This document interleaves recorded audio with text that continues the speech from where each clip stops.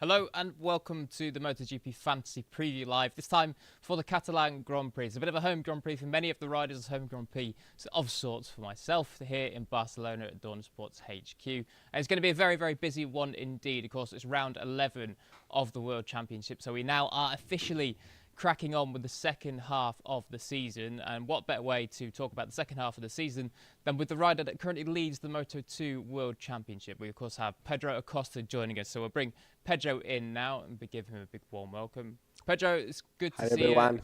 How are you? How are you doing? Everything good. Everything good. We arrive for the home GP after after Gires in April. It's nice to back with the Spanish fans. Obviously, it's going to be a big weekend, as you say, a home GP. And of course, you come to it now as World Championship leader, been that kind of weight on your shoulders for a while. But with a home GP, is there any added pressure at all or not? Yeah, for sure. At the end, we back to Spain. All the fans are here. Again, back with the championship lead after the crash in Le Mans. Was quite tough to recover all the points. But anyway, we are here again. We are ready to fight. Also, are gonna be tricky weekend with the weather. But anyway, we are here to play. And looking back to last season, Pedro, Catalonia was maybe one of your more difficult races here. Was there any particular reason for that, or is it just that you needed more time around? Well, not maybe the difficult one. At the end, we was P6 or P7 after winning in Mugello. Was in this part of the decision was one of my best results, But anyway, at the end, it's a track that is quite tricky for me with this flowing part, with these long right corners that normally we have quite a lot of spinning. But anyway, we have to be focused. We don't have to think that was not our best track last year and try to be focused in this weekend, because at the end, Silverstone also was not my favorite track, and we take a podium for this. Why not? Of course, Pedro, as well. Sorry to keep beating on the same drum, but we do know that there's obviously a lot of questions around your future next year. Are we any closer to finding out what that will be and when it will be announced? Nothing at the moment. Nothing at the moment. At the end, I say always that I believe in KTM. At the end, they are my home since the first year that I arrived here. At the end, I have to believe in them. From the first moment they give the 100% since I started Moto3 for this. Maybe they for sure are trying to see what is the best solution, and we have to follow their what they think, because they have a lot of experience compared to me for this. Maybe they are gonna give the 100% for sure. Okay, well, we'll look forward to seeing whenever that news is announced anyway. So, of course, you are here to help us do a little bit of a job, which is, of course, to take a look at our fantasy MotoGP team for this weekend. Now, of course, you can see the team here. At the minute, the state of players that we have, Jorge Martin and Marco Bezzecchi in our gold riders. Our silver riders are Miguel Oliveira and Alex Marquez, and then we have the constructor is Ducati and the team is Aprilia at the moment. Now, it's a little bit tricky this week, Pedro, and I apologise for that because we haven't got too much salary to work with.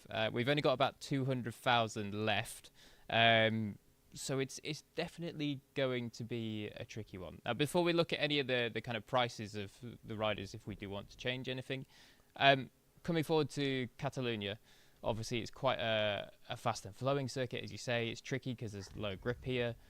Immediately, who are the names that stand out that will be successful here this weekend? Well, for me, I know that for all the Spanish guys, it's quite important our home GPs, but I think Oliveira are gonna be quite fast here, and also Bezzecchi with the top speed with the Ducati. For this, I think we can change Martin for Oliveira or not? Sure, yeah, we can do that, yeah. We can move these guys. Yeah. So, Miguel Oliveira. Yeah, maybe Oliveira are going to be the gold rider. And yeah, I think not too many changes. It's quite tricky, when can just... Yeah. For this, I think Oliveira and Bezzecchi are gonna do quite good weekend. Also Martin and Alex Marquez, that is doing quite good result in the last races for this. I think these are gonna be my team because if not, it's quite tricky to say other guy. Well, it is, but maybe you want to bring in maybe one of your KTM stablemates, of course, Brad Binder, who had a very, very good weekend at the home Grand Prix for KTM last time in Austria. He is, what is he? He's 3.5 million, so you could trade him out for Jorge Martin if you so wanted to. There are, of course, other options. What do we have? Alex Marquez is 2.4 million. How do you think Alex will go this weekend? Of course, he's been riding well recently and picked up some good results. Yeah, to be honest, I don't really know. I don't really know. At the end,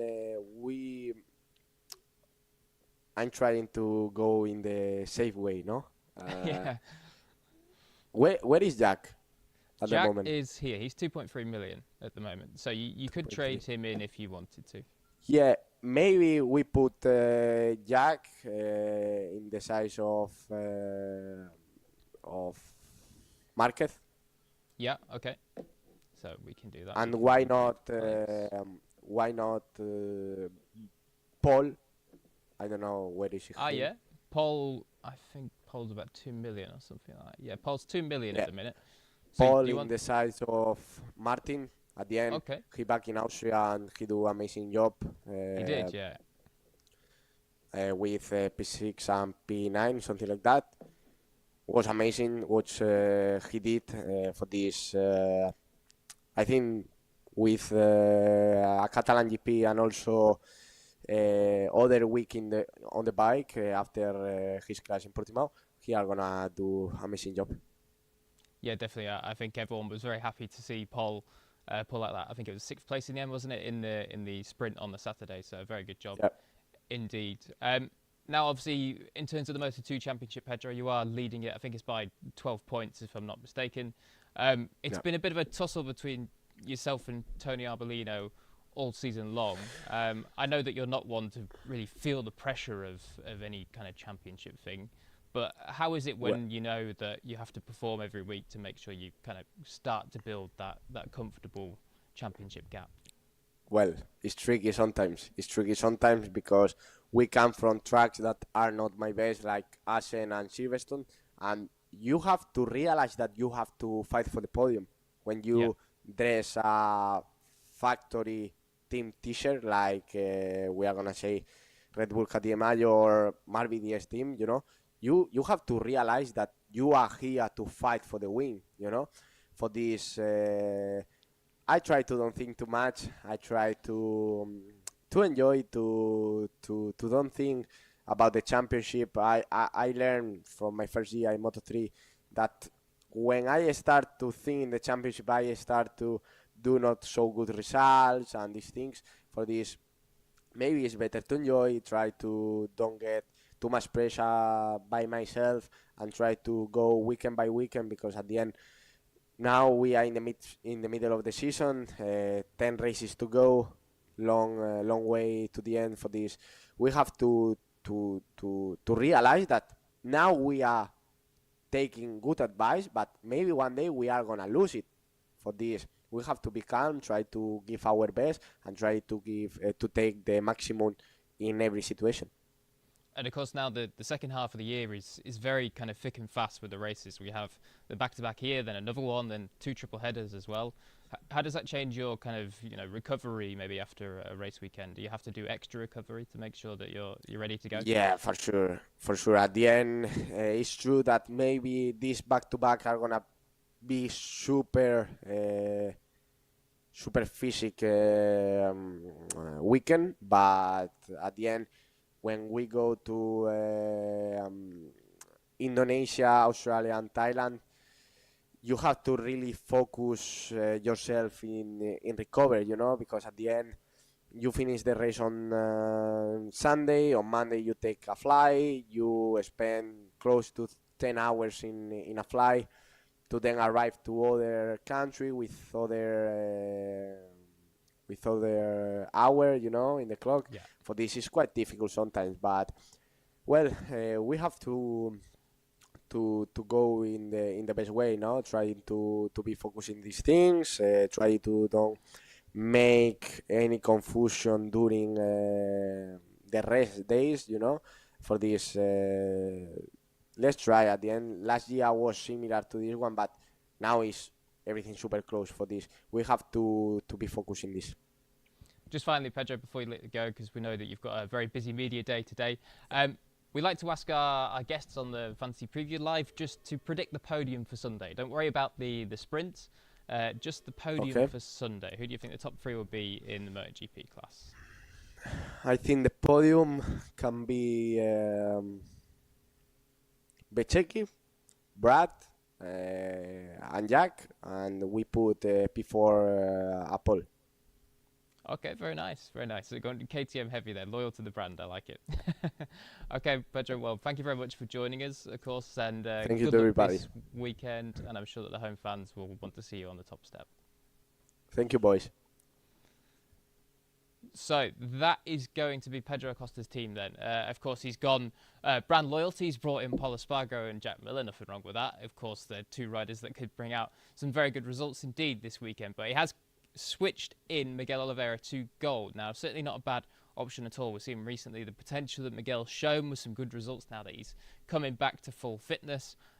So he's put him into gold, which would be an interesting one. And certainly, if you need to save some money, Miguel Oliveira at 2 million right now is very, very cheap in the game. I think when you look in contrast to guys like Pecco Bagnaia, who's 5 million at the moment, so it could save you a lot on your budget. Of course, Brad Binder there is 3.5 million. We didn't like to bring him in, but I think at the moment he is like the second most selected rider in terms of the MotoGP Fantasy database.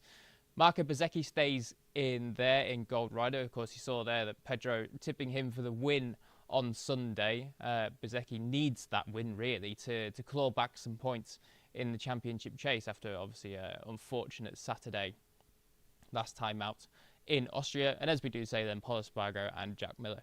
The constructor Ducati remains, as well as the team Aprilia. So, of course, then, if you're not signed up to MotoGP Fantasy yet, don't worry, you can do it at any time, and you can start playing for any Grand Prix that you like. fantasy.motogp.com. Just head to that website and you'll be able to input your details and see everything. If you have been playing along, make sure you head to the Leagues tab, because there is a new league. It's the half-season league.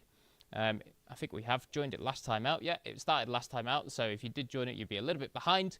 But if you top this league at the end of it, because it runs all the way until the final Grand Prix in Valencia, if you do win this league, you will win 2 VIP Village tickets to a Grand Prix of your choice for the 2024 season. So certainly not a bad one indeed. And keep in tune with what we are doing with Fantasy in the leagues, because I believe we will have another one coming up later in the year too.